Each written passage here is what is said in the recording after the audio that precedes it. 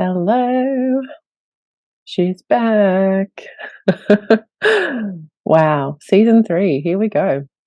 Um, for those of you who don't know me, I'm Adrianna Zaccardi, and I am the host of the Multifaceted podcast.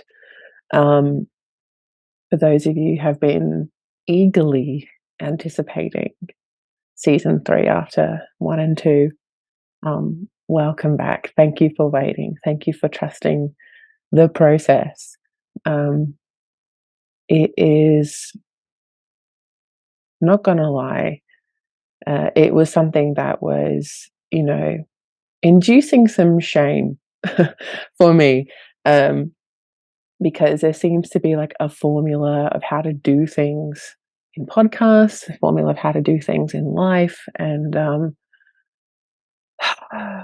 taking the last year off to tend to my personal health and well-being was really vital. But it's also something I've recognized in my pattern of working. It's like the depth that I go to, and um, what it really means to trust the timing, what it really means to trust the process. So it's good to be back. It's good to be following the creative pulse. And after the last year or so, just really focusing on my health, I have really come to see things in a much deeper way. I wouldn't say different way. I would just say deeper way. There has been so much, so much to unpack. And for those of you who don't know, I work as an embodiment guide or mentor. And if you don't know what that is, the way that I describe it is, we know how we have talk therapy, which is really based for the mind slash ego. The embodiment guidance really is building in the layers of the way that our physical structure works, the energetic structure of the body works, and also the emotional body works. And when all these things come together, it's embodiment, including the mind. And so I really work with integrity to bring that sense of intimacy and connection to the individual level.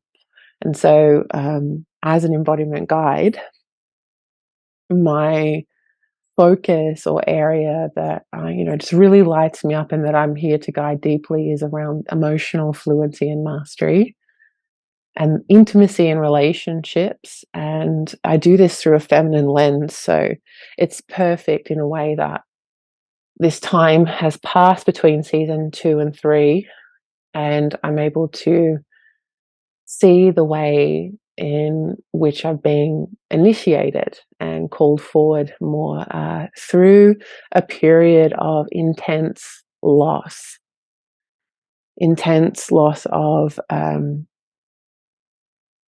bodily function, which is now regained. And, this is something that I'm going to be able to share more as time goes on. So I don't have many pearls of wisdom to give you, but, loss of health, loss of finances, loss of personal identity, loss of, relationships, like basically all of these things that we go around, all of these identities that we go around either upholding or searching for, were all really stripped away from me in the last 12 months. And the timing in which I had to trust to come back to the podcast, it was just such a waiting game for me. And so here I am, with this galvanized focus on why I'm here and what I'm in service to. And so a lot of season 3 is going to be really conversations that move around those 3 pillars, an embodied lens on the feminine energetic, on intimacy and relationships, and at the very foundation of all of that is the emotional body creating fluency and emotional mastery at the level of the individual, and then how we then go about expanding and building on top of this in relationships of any kind. So that could be intimate relationships, it could be within the family constellation, it could be within friendships and professional capacity. Because the one pearl of wisdom that I most certainly have from the 12 months that I was offline and basically unbecoming myself to really meet the woman that I am, um, was that at the bottom of everything for me, what I could see was this deep imbalance in my emotional body.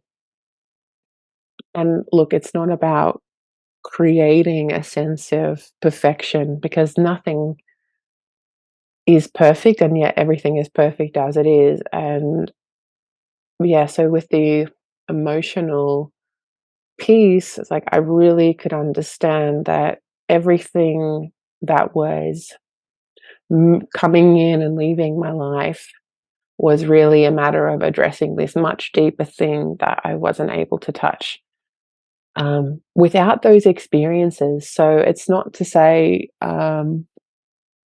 that it wasn't challenging. It was really the hardest thing that I've been through. Um, because when all of these identities that you've been holding up or creating come crumbling down, and then all that is left is you looking this one core aspect of yourself that you know is now able to be seen. It is a lot. It is confronting, and I think that that's something that's also true about emotions in general. Like, they are confronting by nature, and a lot of people have a hard time with that. A lot of people have a hard time with that, and if there's anything that I can take from this experience of confrontation and initiation, it's that the only way to that I experience of being able to move through that was to open myself up to the experience fully and to stay with the experience all the way through. And I remember, because last season, I was situated in the UK, living in London, and I'd been living there for 9 years.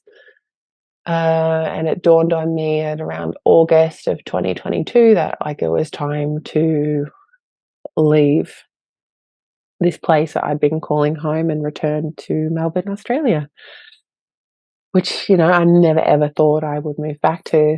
Um, it was during that time I'd been making this decision. One of my first ever mentors, um, her and I had reconnected. And I remember her saying to me, Adrianna, you just need to make sure that you stay with this and follow it all the way through. And whilst I'm sitting here beginning to, open myself up to working again and really kick off this podcast with this newfound sense of myself at like the core essence, there's still, I know there's always still going to be aspects that I'm still moving through. And I think a big part of the reason why I feel called to, you know, share this on the podcast instead of like all these like, excuse my language, fucking like how to's, and these are the key things that I got from the experience, and this is the wisdom that I'm extracting and giving to you, is that life's just not like that. And I have been doing some live streams over on Instagram that I'm sharing on YouTube as well. So wherever you find this, you might feel drawn to go and have a look at those channels and subscribe and receive these like very fluid body-based transmissions that pull me to like speaking about something, and like I never know what I'm going to speak about when I do these things. um, you can see, you can sense like my desire to have a sense of authenticity, a sense of intimacy, and a sense of integrity around the process, around being a human. And this is why, also, like, I know I'm here to speak more about emotion and the many ways in which this is completely overlooked, perceived as something that needs to be controlled and fixed. Um, and sorry if you heard my notifications there. They ringing in my ears. I was recording that, so apologies if you can hear that. Because I won't be editing stuff out either. Like, this is part of my process. Like, I genuinely am so sick and tired of like this illusion of perfection and togetherness, and um, what that does subconsciously to people, like how much it stops people from um, going out into life and doing the things that they really want to do. Anyway, I digress. So, um, yeah, there's this sense of looking also at emotions through the lens of the feminine energetic, and there'll be explorations around that. There'll be conversations with other people in different fields or tangent like fields to me. There'll be peers coming on as guests um, onto the podcast so that we can have real conversations about life, but also the ways in which uh, the emotional maturity, I should also say, is really something that is so integral to awakening consciousness, to health and vitality, to thriving relationships. Um, and it'll also give us like this season really for me is about creating more depth and connection too, and really sharing a lot more of my personal story from a place, that really allows me to not only connect with you, but also to show you the process, so that you can recognize it, maybe where you are based in your own journey. But like I said, from this embodied lens and really looking at the ways in which it impacts us um, in a multitude of ways. Like, it's really such a fundamental building block in every human being's life. And I will be speaking about this in relationship to women because I primarily work with women. But what I also know to be true is that there is this truth that when a woman is activated and awakened and claims personal responsibility for her power and steps into her sovereignty, that this initiates the people in her life. This is where then men will come in. This is where children come in. And I mentioned recently in another live stream that I did, and it's worth repeating here, um, this work really is about the next generation. And as hard as it is for adults to meet this and confront this and, not only see it, but then integrate it into their life and implement it, it's for it is for the next generation, and for us to be the embodied role model so that, we're not just talking about it, we are living it, we are emanating it, and this is where the integrity piece comes in, because when we start to do this work on this deep level, there is a sense of integration on every single level that another individual can feel. And it's deep work. And I've come to the realization that not everyone's going to be interested, but that doesn't mean that I shouldn't be talking about this until I go blue in the face.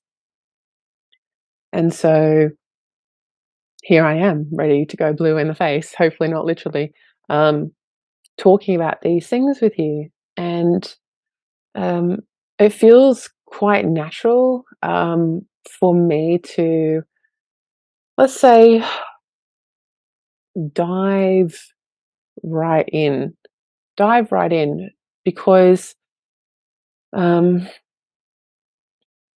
the number one thing, at present that I can speak to in my own uh, experience, recent experience of pain and loss and issues with health, um, and with just identity shifting on multitude of levels, is the number one thing that got me into this issue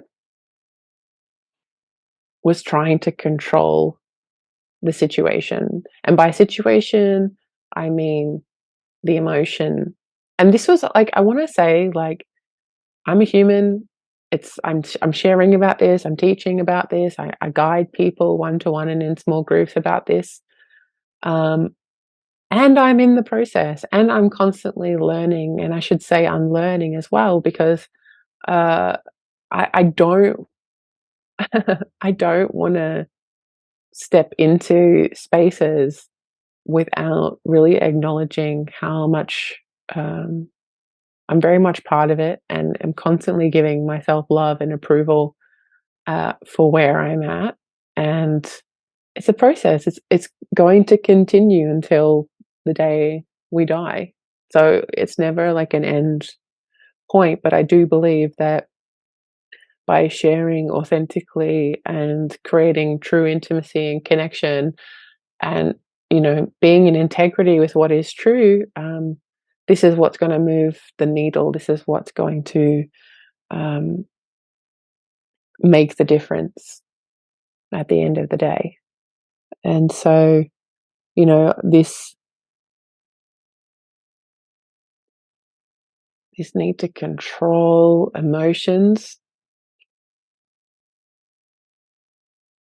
it hits us from every angle. And so when I'm working with something, I tend to look at it on many levels. So I look at it on a collective level of more intimate community, and then importantly on the level of the individual. And when I step back and I look currently at the narrative we have around emotions, it number one, like, also, like, ties right into the feminine too. It's like it's chaotic, and it's something that needs to be controlled, and we need to be able to have our mind wrapped around it, and we need to be composed, and we need to be able to mitigate situations that evoke emotion. And I just look at the thought leaders now around um, what's moving, podcasts and things, and the Jordan Petersons, the Dr. Huberman, those types of people. I mean, they are men, but there's this need to constantly explain and have an answer and a reason for everything, and it's very logical, and it's very um, much around this narrative of control. Because when you can control an emotion, then you can create the result that you want. And, like, whilst I can, and potentially I'll go into this in more depth in another episode, but whilst I can see the way that that's really powerful and some of the things that they're messaging, what I also see is this vast uh, disparity between, like, yes, that's the mind, but what about the body? And then I look to, someone like Gabor Mate, who is so eloquently able to synthesize this need for awareness of trauma and how it does affect the physiology and the mental well-being, and how underneath all of that is emotion, and like tending to that aspect. And um, I see this pattern, and it's no wonder, from the collective level, it's no wonder that we internalize all of these things. I mean, I'm 35. I grew up, with parents who I love dearly, like it goes without saying, but my grandparents weren't able to express emotion well, and then that gets passed down. And so when we start to look at that in terms of our communities and then in the level of the individual, there's just so much more that we have to take into consideration on what has created the situations that we're in, but also the deeper thing of what we're healing. Because we say it's like we're healing it on an intergenerational uh, level, and that's completely true, completely true.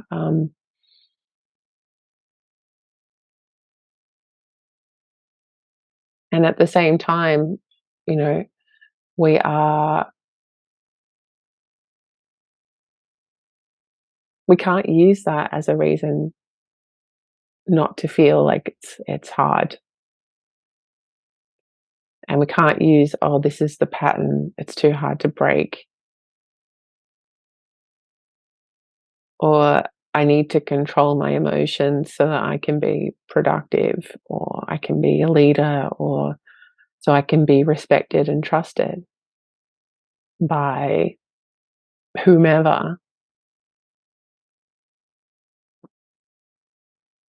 And what it means to have time and space that's appropriate for emotion. I think there needs to be a huge conversation, and reorientation around what's appropriate. And this is where I see it really starts with the individual. So, like,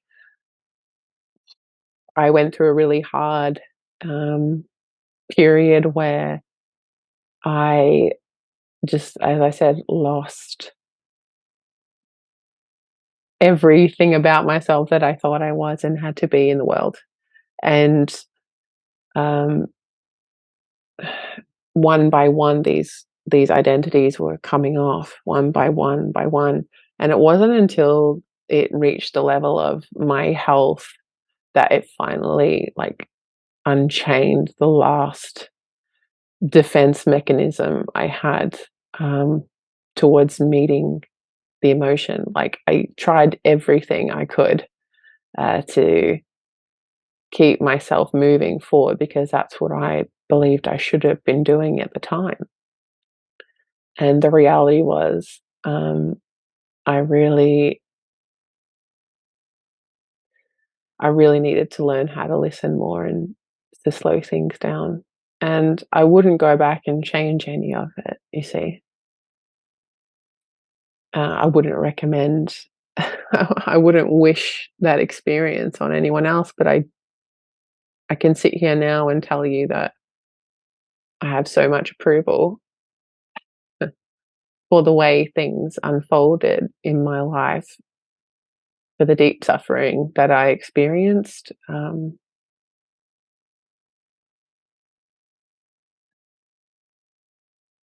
it was that. And, you know, I think it's also given me that sort of perspective of how to be with what is, not only for myself, but with other people. Level of, patience and trust that just, I mean, wasn't wasn't there before. And I'm I'm not sure if you can resonate, but there are a multitude of ways in which this control of over emotions came up for me. Like my pattern was overworking, like just burying myself in work and in an adrenalized state to keep going and to use it as fuel for creation. Um, I also noticed the way in which I was not eating and then overeating and then not eating and then overeating. Um, the way I was disconnecting from friends, the way that I would dive into dating and relationships as a way of avoiding and controlling, because the two are intertwined, like this avoidance and control are very, to me, much on the same continuum. I recently shared a post on Instagram about some of the ways in which, or behaviors in which we use to control and avoid feeling the deeper thing. And it's never about the behavior, but what I've been able to ascertain now is that bringing more awareness to the behaviors is something that really allows me to tap into the deeper thing now more than I ever have before. Because we are, as individuals, very, very good at lying to ourselves. If you're nodding along and having a giggle listening to this, we are very, very good at doing that. And the more that I would isolate myself, the the harder it was to distinguish the lie from the truth. And I'm really grateful for the people I had in my life at that time that were able to like stay with me during periods of frustration and disillusion, because not everyone could stay during something like that. Um, but on the on the whole, like it's only amplified and clarified the importance of having support um, on many different levels. But for me, it was having support, funnily enough, on the emotional level and the physical and energetic level. For me, like the mental piece was definitely there, but what helped me move through this the most was having great body workers and energy healers and the emotional support in my life. And I'm sure those people are listening right now, and I love you and thank you for being my confidants, because I couldn't do it without you. Um, but yeah, there's this question, I suppose, that I would like to close this episode out with, and it would be an invitation for you to really look, like, what behaviors right now, if you were to look and inquire with just the level of utmost compassion and respect that you would feel like your best friend, like, and apply that to you. What behaviors right now are presenting in your life that could be covering up, that could be an attempt to control or avoid the deeper thing that needs to be felt.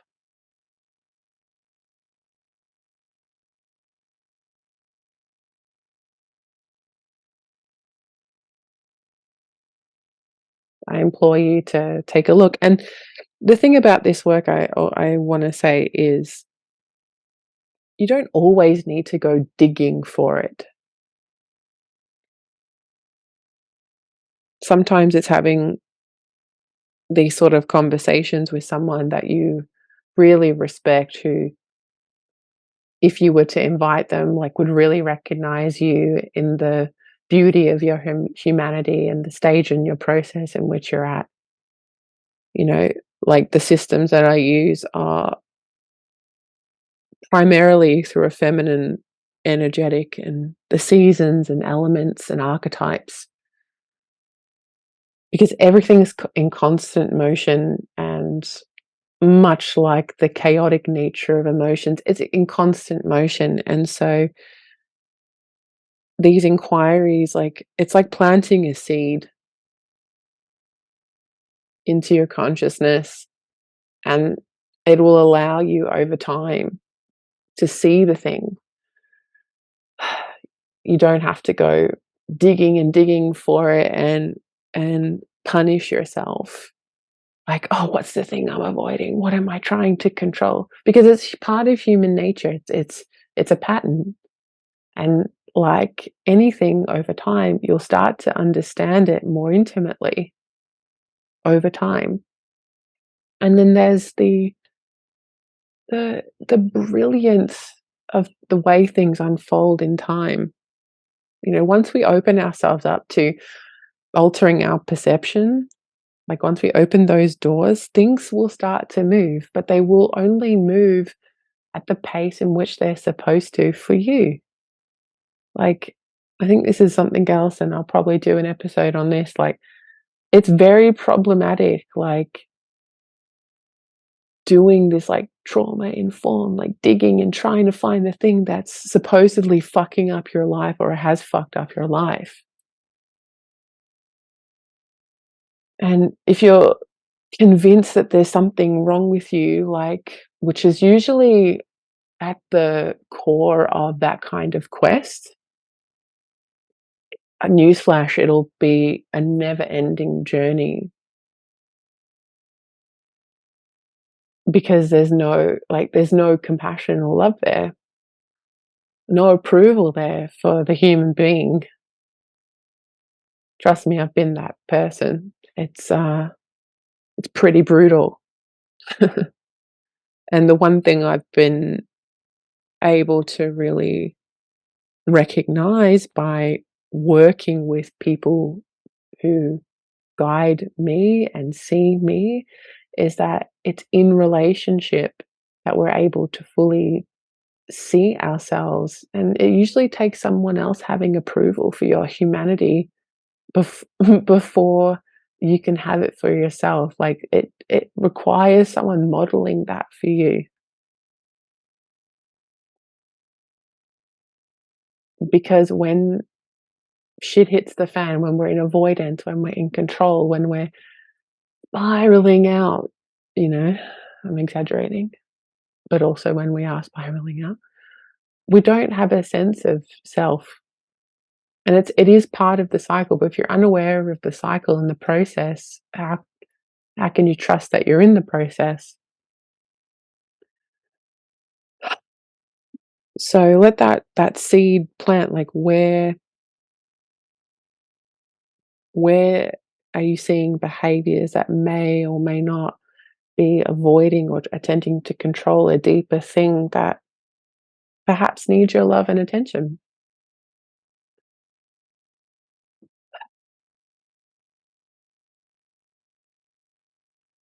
And you know, if you recognize yourself in any of the things that I've said, I'd love to hear from you. I'd love to hear where you are in your process. And if there's any questions that come up in this episode or any of the future episodes, bring them forward to me, so that I can speak more deeply about certain things that are truly resonating for you, the individual, for the collective. Um, and I'm just really looking forward to where season 3 is going to take us, now that I have this sense of clarity in what it is I'm here to speak about and teach about and guide on. Um, I'm really genuinely excited. We've got some incredible people lined up for this season. Some new faces and names, and some others you may have seen in previous seasons. Um, but I'm very much looking forward to creating deep and meaningful conversations and really going into the heart of what I see is such an integral piece of being a human, and that's understanding and embodying and creating emotional mastery at the level of the individual so that you can have the intimacy and connection and the kind of life that when you look back at the end, you know that your heart has truly experienced every single thing there is to feel in this lifetime. See you next episode. Bye.